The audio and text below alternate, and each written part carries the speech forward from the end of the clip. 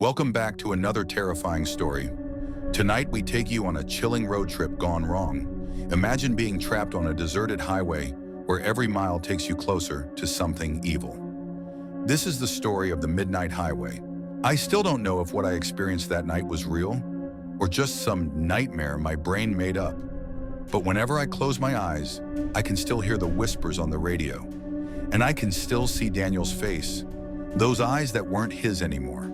It was supposed to be an ordinary drive home. We were three friends, me, Chris, and Daniel, heading back from a concert weekend in California.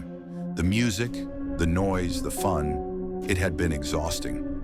By the time we got on the highway to Nevada, it was close to midnight.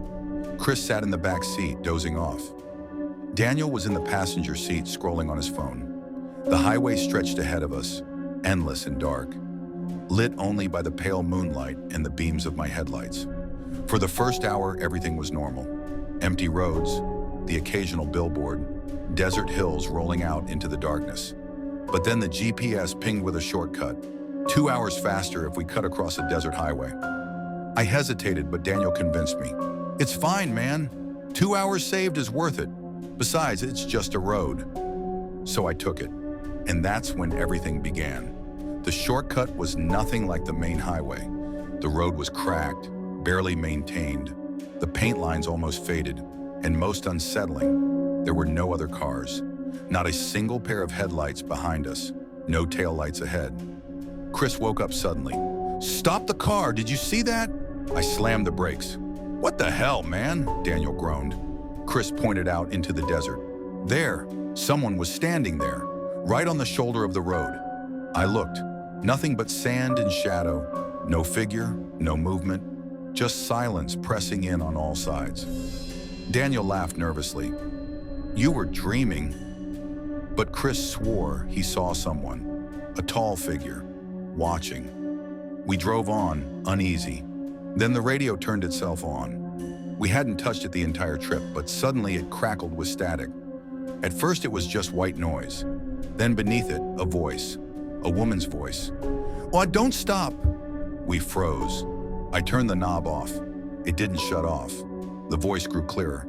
"Don't stop. Keep driving." Chris leaned forward, his face pale. "Did you hear that?" Daniel forced a laugh. "It's just interference. Truck radios or something." But I could feel my chest tighten. That wasn't interference. It was directed at us. I pressed on the gas, determined to get back to the main road. But then something impossible happened. The fuel gauge, half a tank full just minutes earlier, dropped to empty. "No way," I muttered. Daniel frowned. "That's not possible." We filled up before leaving. The needle twitched, then fell completely flat. In less than 20 minutes, we'd lost all our gas. Panic set in. We had no reception, no cars in sight, only desert. That's when we saw it. A neon glow in the distance. A sign flickering, GASFOODMOTEL. We cheered in relief and pulled in. The station looked dead. The pumps were rusted, weeds growing out of the pavement. The windows smashed, the paint peeled, and yet the office light was on. Daniel insisted on checking. "Maybe there's someone inside. Maybe they've got gas." He walked in. Minutes passed. He didn't come back. Chris and I exchanged nervous looks. Finally, we went in after him. The office was empty, just a counter, dust everywhere, and a single guest book. I flipped it open. The most recent entry, written just 3 days ago, sent a shiver down my spine. 3 friends checked in, only one made it out. The door slammed shut, the lights flickered, and then we heard footsteps, slow, dragging, coming from the hallway behind the counter. We shouted Daniel's name. Silence, then a shadow moved at the end of the hall. Chris whispered, "That's him. That has to be him." But when the figure stepped into the light, my blood froze. It looked like Daniel. His body, his clothes, but his face. His eyes were black voids, and he was smiling. "Why are you leaving so soon?" he asked.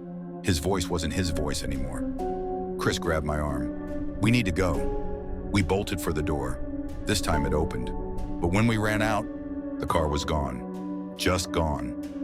Fresh tire tracks led onto the highway, but they weren't ours. Desperate, we followed the road on foot. The desert was silent except for the sound of our breathing. Hours passed. The same cracked asphalt stretched endlessly. We should have hit another town by then, but the road just looped. No matter how far we walked, the same motel sign flickered in the distance behind us. Chris broke down. "We're not leaving this place. We're trapped."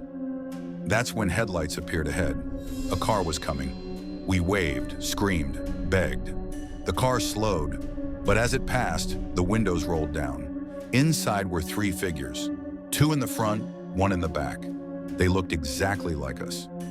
Our doubles stared at us in silence as the car rolled past, and then they were gone. By dawn, Chris was gone too. I don't know how. One moment he was beside me, the next, gone without a sound. I stumbled, half delirious, until I collapsed on the side of the road. A truck driver found me later that morning. He said I was barefoot, walking aimlessly on the highway. But here's the thing. When he showed me the map, there was no shortcut, no motel, no gas station, just empty desert. Daniel and Chris were never found. Their families filed missing person reports, but no trace ever turned up. Sometimes when I drive at night, my radio picks up that static again, and through the noise, I still hear that voice. Don't stop. And that was the last time anyone saw them on that road. Some say their screams still echo near the old motel, haunting late-night travelers. Would you dare drive down the midnight highway? If you enjoyed this story, don't forget to like, share, and subscribe for more horror tales every week. Until we meet again in the dark.